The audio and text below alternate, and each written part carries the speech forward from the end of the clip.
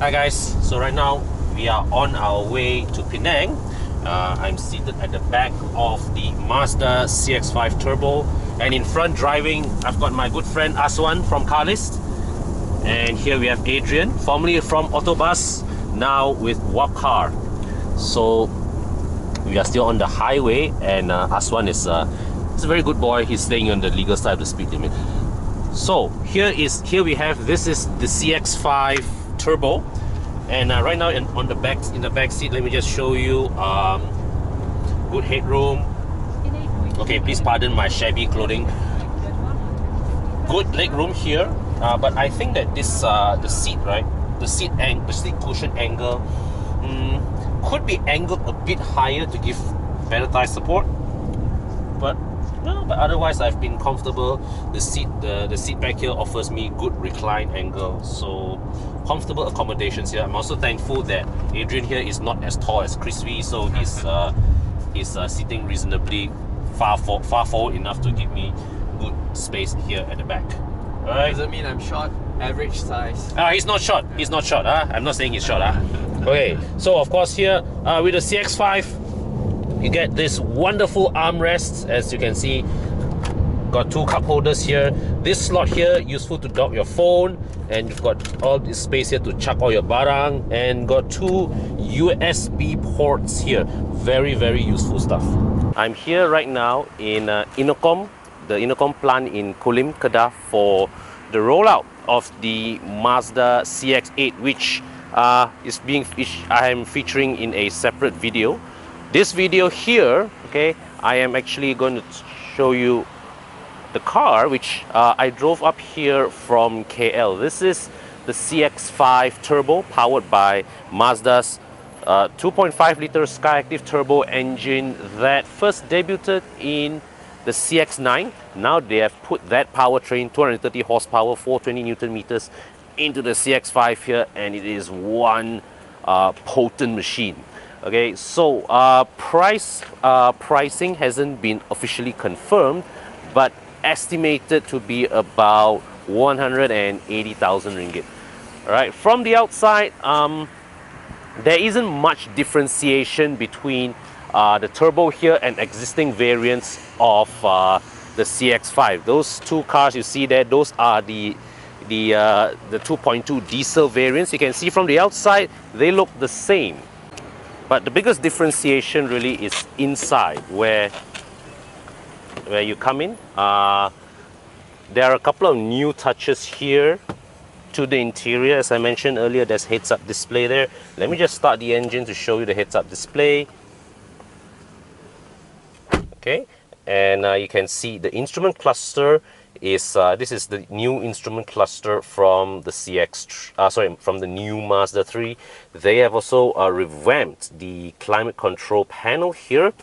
Okay, but that aside, this is really the familiar cabin from the CX-5, that from the second generation CX-5. Okay, this is the center screen here. It has touch function, and now it is showing you the 360-degree camera. Now, one thing about Mazda is, I think we have mentioned often that they have fantastic build quality. Really, the material selection, the fit and finish of current Mazda cars really are on par with the German premium brands. But the clarity of the reverse camera, and also as well as the imperfect stitching, this is an area that I think Mazda really can and should improve. Okay, but otherwise, yeah, this really is the familiar cabin. No complaints, nothing major to pick, really. Okay, so inside here, this is the rear cabin. Okay, you got rear aircon vents there, good accommodations here. And yesterday I was seated at the back on the way up for half the journey. Pretty comfortable at the back. Only thing is that the seat angle, it doesn't give as much thigh support as I would like, but overall pretty comfortable place to be in. This is the luggage of three person, myself, Adrian from Wapcar, as well as Aswan from Carlist. So you can see here, okay, these latches here offer you one-touch folding of the seats. All right, so this is nice. So you just pull this, pop, the seats topple down. Okay, nice and easy. So you can open this from here, from the front. You can see that the floor is the boot floor is not perfectly flat, but seamless, good enough when you want to carry bulky items. Okay, right. So you got power closing for the boot. This is good enough for me. Okay, so we are on our way back from Penang after the CX-8 launch. Here driving the CX-5 Turbo. Once again, I've got Adrian and Aswan with me. So, quick driving impressions of the CX-5 Turbo. This thing, it's fast. It's absurdly fast in a way that it does not punch you. It doesn't have that gut-punching acceleration like a Volkswagen TSI engine, you know, like a Golf GTI, Golf R. But the thing is that once you get on the highway, right, a long open stretch of road, you just gently step on the accelerator and hold it right, and just marvel at how that HUD in front is just turning over numbers are like a timer, you know. It's just tock, tock, tock. It's like, you know, 90, 91, 92, 93, 94. It just ticks over like a timer. It's continuous and without relenting. And the other thing is that the engine, okay, it has a very torque-rich feel to it. So like right now I'm going up a slight incline. It still has that feeling that it is charging. It's not merely just like, oh, the engine is not struggling. No, a lot of times we say that when we go uphill, the engine is not struggling. It's still pulling nicely and all. This one is not even that. This one on uphill, you give it enough throttle, it will still just charge up. It accelerates like it is without any hindrance. Now, the way, the overall progression in which this car delivers its speed, it is actually very linear. So you see, when if you were to go to a Burma showroom today and you request a test drive of this car, right, you just drive 2 kilometers around the showroom, you probably wouldn't be too impressed because there is barely enough room for you to discern anything beyond the fact that, oh, okay, this is an engine that's quite alright. It gets the CX-5 moving without fuss. That's it. But it is really on the highways where you see this thing just rack up the speeds without blinking. It is quite amazing. But is it necessary? Is this kind of performance necessary for a car like the CX-5? Actually, no.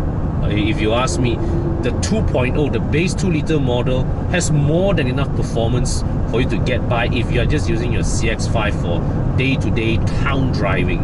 But if you regularly do outstation runs, then here the effortlessness of this CX-5 Turbo really helps you to effortlessly munch the miles without needing to exert too much effort. Now, of course, the fuel consumption accordingly goes up when you pull high speeds. But well, there's always a price to pay for anything lah. But if you want something fast and still reasonably fuel efficient, then you just have to go for the diesel engine, which sadly in the latest model revision of the CX-5 is no longer available in all-wheel drive. And I've made this point before.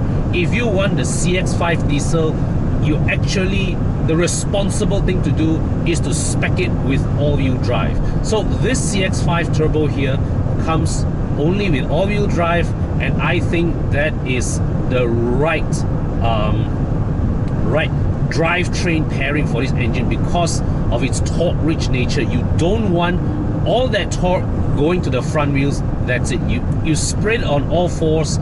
It is just that much more stable and assuring on wet weather in particular. The 2-liter 2.5 NA front wheel drive, no problem.